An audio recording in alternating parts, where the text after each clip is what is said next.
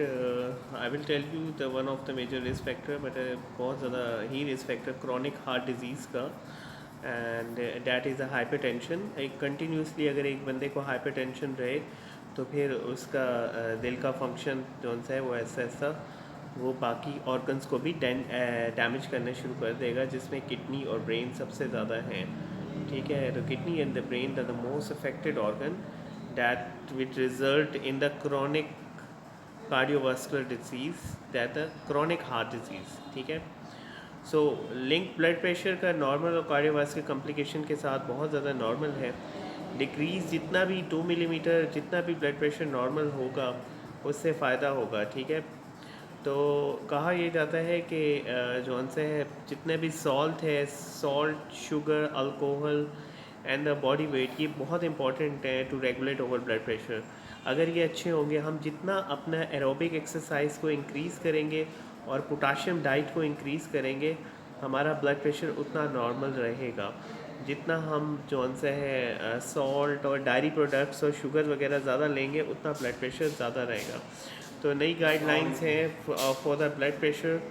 इस जौन से अगर किसी का ब्लड प्रेशर जौन सा है 160 जौन सा है इससे ज़्यादा है और लेस दैन 100 मिलीमीटर है, तो वो जौन सा है he will take have to medicine. उसे एक कम्बिनेशन थेरेपी की ज़रूरत है, क्योंकि ये पेशेंट हाई रिस्क पर है। यानी जो डायस्टोलिक प्रेशर है वो 100 हो और जो सिस्टोलिक प्रेशर, सिस्टोलिक ऊपर वाला प्रेशर होता है, ये 160 हो, तो इन पेशेंट को डबल थेरेपी की ज़रूरत है। डबल थेरेपी का मतलब यानी 2 एजेंट ऐसे होंगे जो ब्लड प्रेशर को कंट्रोल करेंगे। ठीक है, तो इनमें जो सबसे इफ़ेक्टिव थेरेपी है, अभी मेरे पास जो से है क्लिनिक पे भी ये आए हैं, तो इसमें सबसे इफ़ेक्टिव जो थेरेपी है उसमें थायज़ाइड है, थायज़ाइड टाइप डायूरेटिक। तो थायज़ाइड टाइप डायूरेटिक एक किस्म का डायूरेटिक है।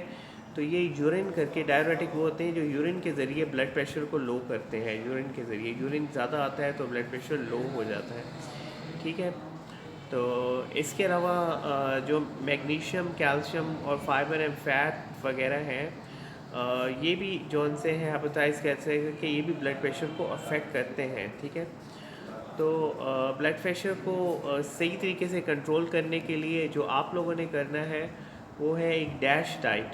डैश डाइट, तो डैश डाइट जौन सा है या डैश ट्रायल, जो सोडियम का ट्रायल है वो है ब्लड प्रेशर को कंट्रोल करने के लिए, और एक ये डैश है और एक ओमनी हार्ट ट्रायल है। ये 2 चीज़ें हैं जो ब्लड प्रेशर को एवेलुएट करने के लिए हैं। ठीक है, तो इनमें डैश डाइट में या डैश सोडियम ट्रायल में ये बताया गया है कि जो कार्बोहाइड्रेट रिच प्रोड्यूट हैं, जैसे फ्रूट्स हैं, वेजिटेबल्स हैं और रिड्यूस सैचुरेटेड फैट्स हैं, ये ब्लड प्रेशर को लोअर करते हैं। ठीक है, और एलडीएल को भी लोअर करते हैं, जो कि गंदा कोलेस्ट्रॉल है। ठीक है, और हमारे लिए क्रॉनिक हार्ट डिजीज़ या इसके अलावा इसके एक्सीडेंट, कार्डियोवास्कुलर एक्सीडेंट्स को भी कम करते हैं। ठीक है, तो how we will remove these things. तो ये ज़ाहिर बात है, जो हाइपरटेंशन और इसकी कॉम्प्लिकेशन तभी होंगी जब आप एटलीस्ट भी अपना जौन सा है 4.5 kg तो वज़न लॉस करें।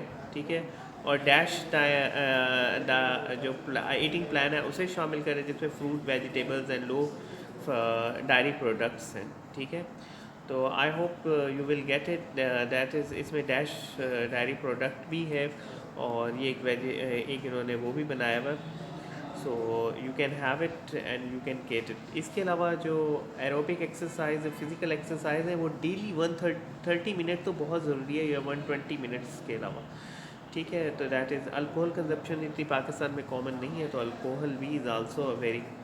और जो रिस्क फैक्टर्स जो मॉडिफाई आप कर सकते हैं, इनमें टोबैको और स्मोकिंग है।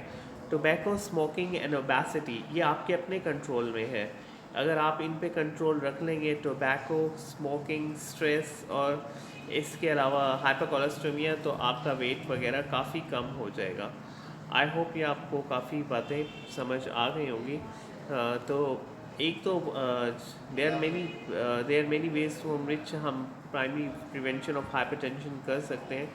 इसमें बहुत सारी जो इसमें स्ट्रेटजीज हैं, उसमें यही है कि पब्लिक एंड क्लाइंट एजुकेशन है, हेल्थी रेस्टोरेंट्स होने चाहिए। इसके अलावा मल्टीपल चैनल स्कूल्स में इस तरह की डाइट होनी चाहिए कि ब्लड प्रेशर हो ही ना बच्चों को। तो आई होप कि आपको ये बात समझ आ गई होगी।